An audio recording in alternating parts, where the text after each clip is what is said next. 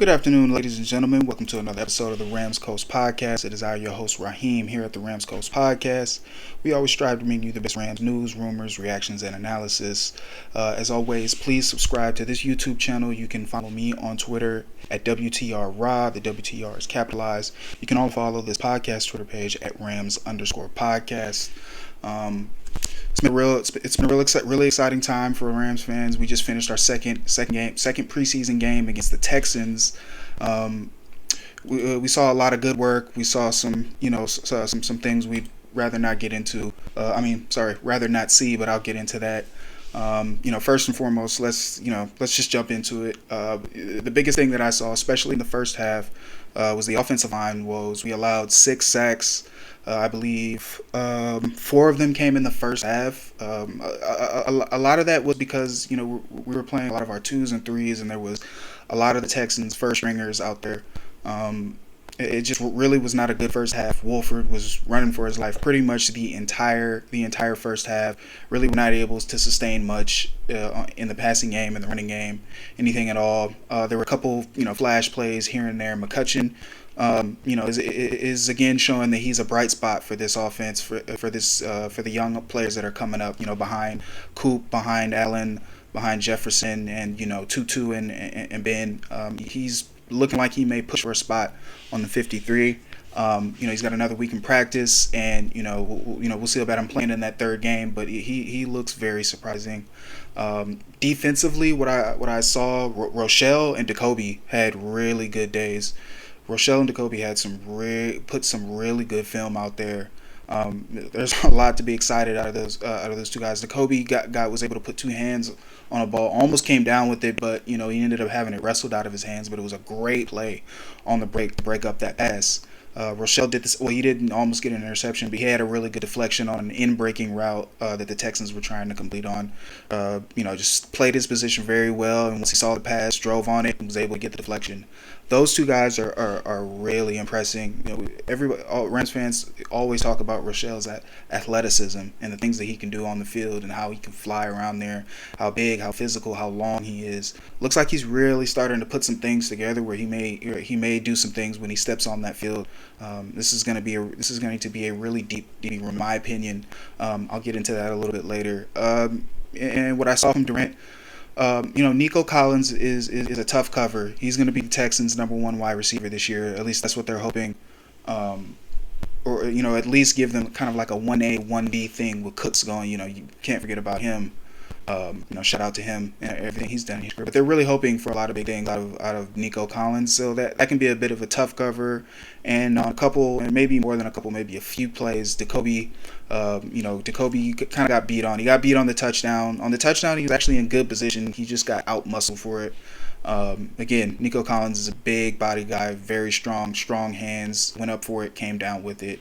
That's a lot of what we're expecting out of Allen Robinson this year, and Nico showing that he may be able to do some of that for the Texans. Durant did show some good things out there. He was able to get his hands on the ball when Rochelle poked it out, returned it. We weren't able to get a touchdown out of it, but that's really good. Being able to force turnovers, I really believe is going to help take this defense to the next level. Speaking of the rest of the defense, Jonah Williams had a breakout performance.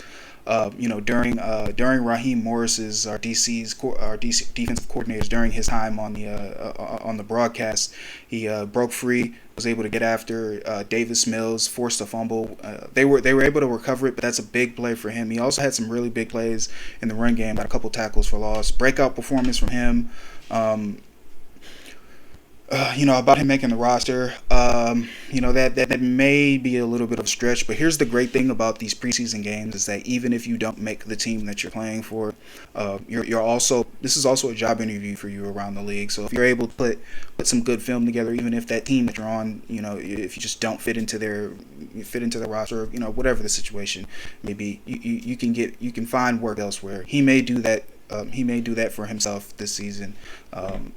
Just with our defensive line, A.G. Gaines, Ashawn, both of the Browns, they're looking like they're going to contribute. He may find himself washed out. But no matter what happens to him, I hope the best for him.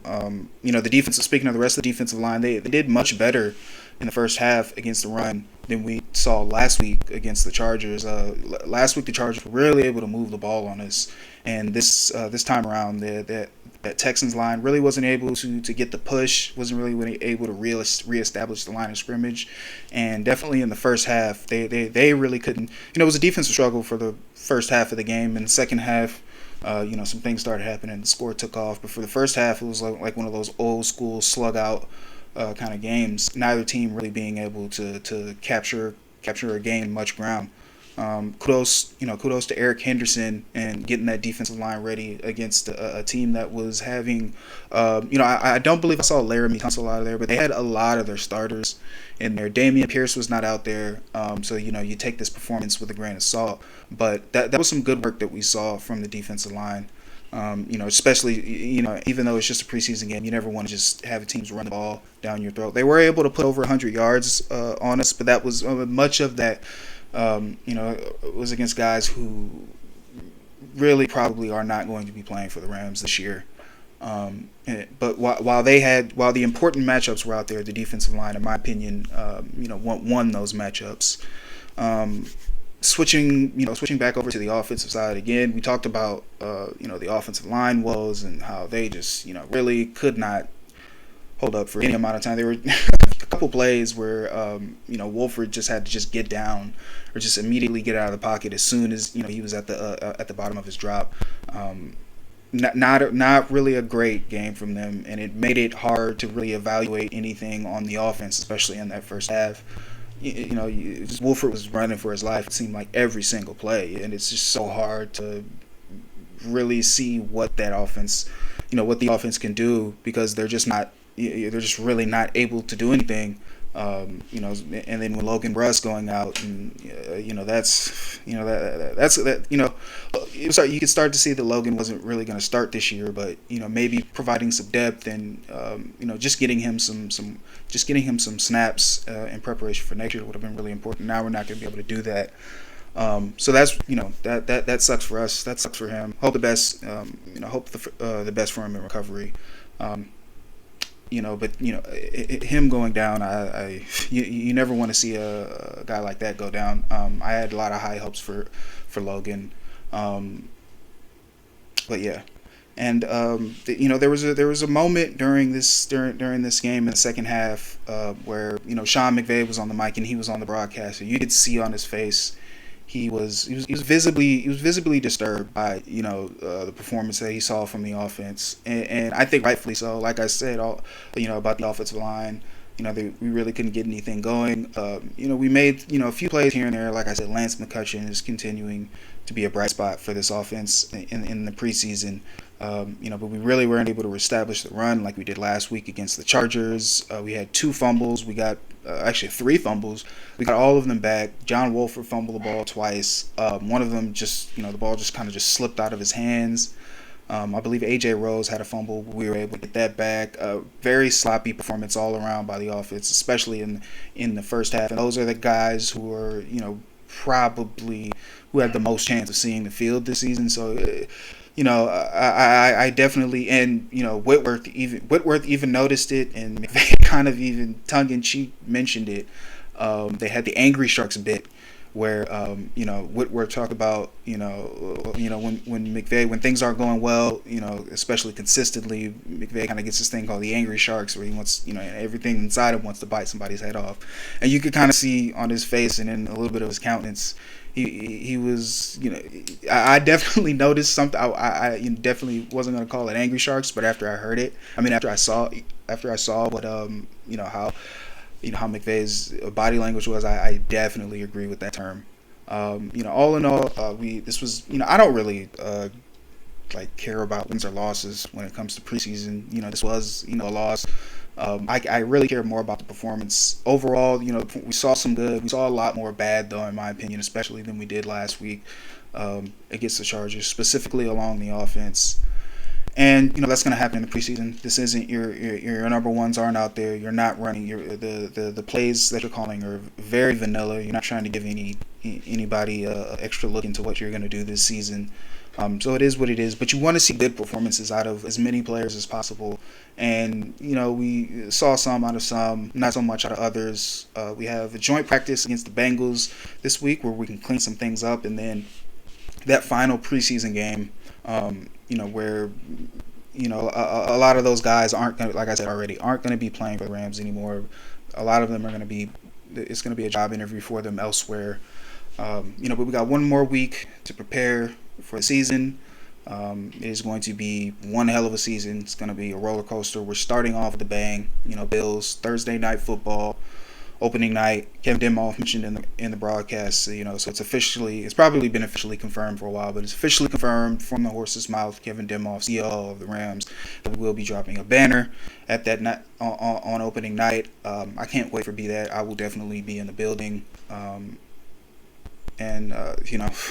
There's just so much to be excited for this year. It's been a long,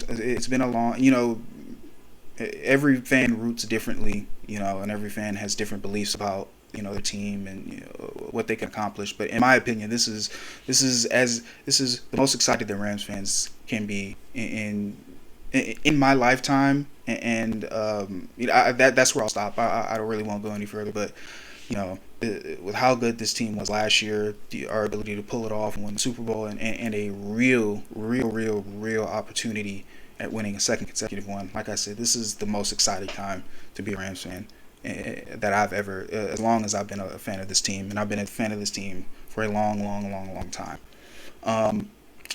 So that wraps up. That wraps up my recap of Week 2 against the Texans. I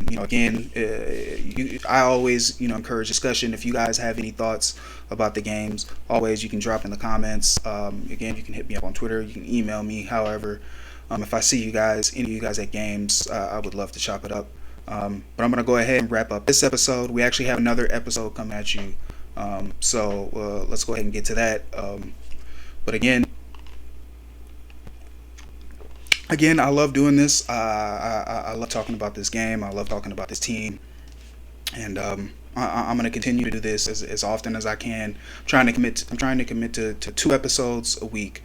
At least a recap and during the season, at least a recap of the previous week's games and a preview of the upcoming game.